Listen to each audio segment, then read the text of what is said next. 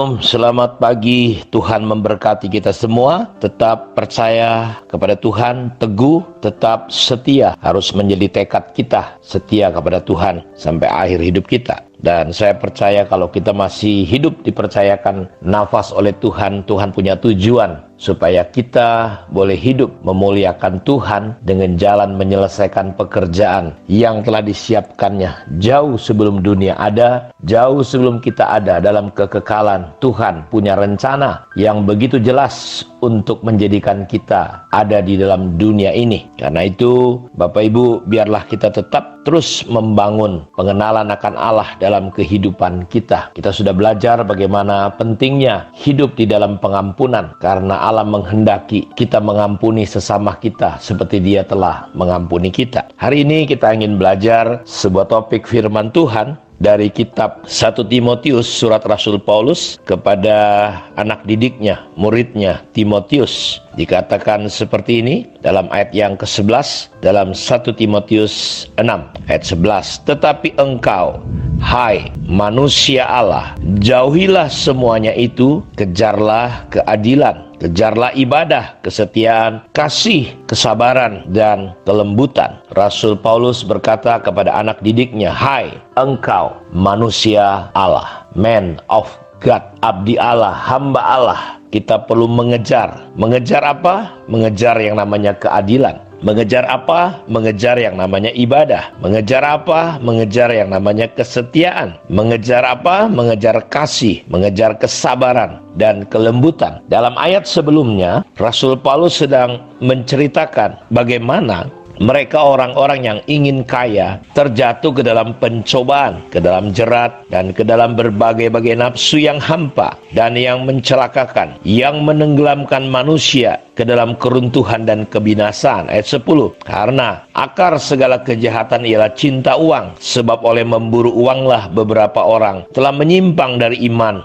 dan menyiksa dirinya dengan berbagai-bagai duka. Tetapi engkau manusia Allah. Jadi saudara, manusia duniawi ini akan dijerat oleh yang namanya cinta akan uang yang justru menenggelamkan, menyiksa banyak orang ke dalam keruntuhan dan kebinasaan. Karena cinta akan uang itu adalah akar dari segala kejahatan. Ketika seseorang mencintai uang lebih daripada Tuhan, dia akan terjerat. Dan semua kejahatan yang terjadi di dunia ini dimulai karena seseorang mencintai uang. Uang adalah lawan yang cukup berat menurut Yesus, yang mampu mengimbangi dia, yang bisa menarik perhatian anak-anak Tuhan. Dia berkata, kamu tidak bisa mengabdi kepada Tuhan dan kepada Mamon. Jadi menurut Tuhan Yesus, hal yang bisa menarik perhatian kita itu bernama uang. Karena itu uang jangan kita jadikan Tuhan, jangan jadikan dia Tuan. Jadikanlah uang itu menjadi hamba di bawah telapak kaki kita. Saudara, kerajaan Allah bukan cerita tentang makan minuman, bukan cerita kekayaan. Kerajaan Allah cerita tentang kebenaran. Karena itu sebagai manusia Allah, man of God, kita adalah manusia ilahi. Kita justru harus membelakangi hal-hal seperti itu, dan kita mulai mengejar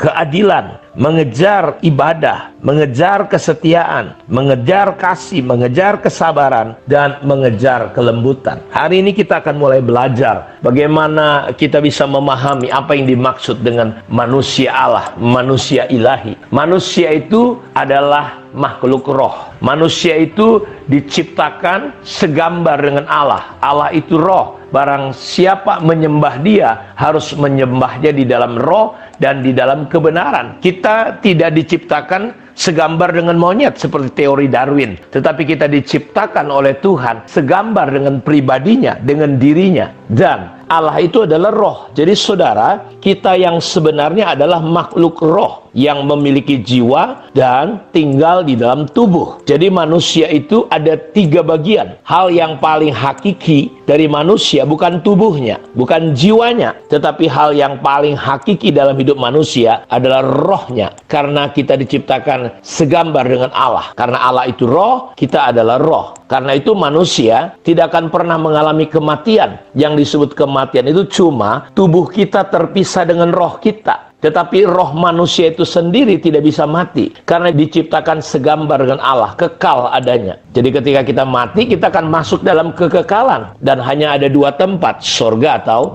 neraka. Dan kita akan menjalani kekekalan hidup kita di mana. Itu tergantung, terserah kita hidup di dunia hari ini. Apakah kita bertobat, mau percaya Tuhan, atau kita menolak Tuhan. Karena itu manusia kekal. Tempatnya tinggal pilih di surga atau di neraka. Tapi saya berdoa, saudara mengambil keputusan yang benar, yaitu memilih Tuhan. Bertobat, berbalik kepada Tuhan, menerima Yesus sebagai Tuhan dan Juru Selamat kita. Lalu saudaraku, manusia punya yang namanya jiwa. Roh kita itu fungsinya adalah persekutuan. Jadi roh kita itu yang bisa menyentuh dan bersekutu dengan Allah. Jiwa kita dan tubuh kita tidak bisa menyentuh Allah. Tetapi roh kita yang bisa bersekutu. Karena itu fungsi roh kita adalah kita bersekutu dengan Allah. Lalu yang kedua, fungsi roh kita adalah intuisi. Yang pertama persekutuan, yang kedua adalah intuisi. Kita bisa menangkap siaran, radar. Seperti kalau saudara, hari ini dimanapun saudara berada, sebenarnya di udara itu ada banyak suara dan gambar. Tapi kita tidak bisa menangkap karena kita tidak pasang antenanya. Roh kita itu seperti kayak antena untuk menangkap siaran dari Tuhan. Lalu yang berikutnya, yang ketiga, fungsi daripada roh kita itu adalah hati nurani.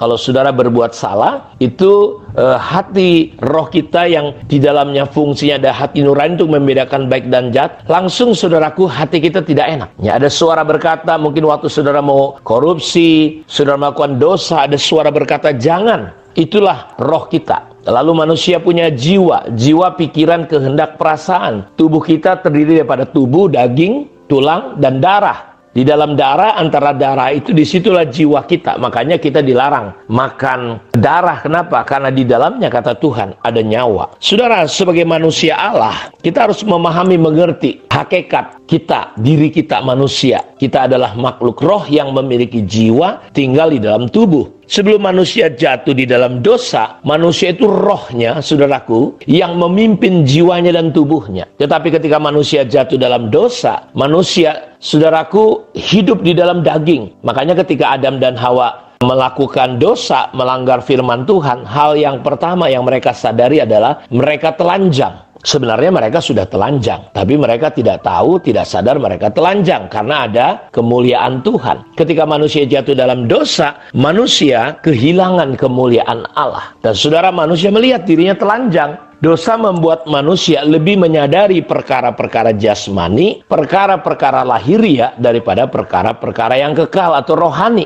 Sebagai manusia Allah, kita harus membangun esensi hakikat hidup kita sebagai makhluk roh, sebagai anak-anak Allah. Paulus berkata, aku tidak bisa bicara kepada kamu seperti dengan manusia rohani, tetapi dengan manusia daging, manusia duniawi, manusia yang masih kekanak-kanakan. Sebagai manusia Allah, saudara-saudaraku, kita harus menyadari prinsip ini. Dan ini sebuah pembelajaran yang kita akan teruskan belajar hari-hari ke depan ini tentang bagaimana kita membangun manusia roh kita, membangun manusia rohani kita, sehingga kita sungguh-sungguh bisa kembali pada posisi seperti manusia belum jatuh dalam dosa. Karena Yesus sudah mati, saudara, dia menghidupkan roh kita. Dan kita mulai belajar berjalan dipimpin oleh roh kita yang dipenuhi dengan Roh Kudus. Jiwa dan tubuh kita, saudara, harus mengikuti. Karena antara roh dan keinginan daging kita itu selalu bertentangan. Karena itu kita terus setia bersaat teduh, ikuti pelajaran pada hari-hari ke depan tentang manusia rohani atau manusia Allah. Kiranya Tuhan Yesus memberkati kita semua.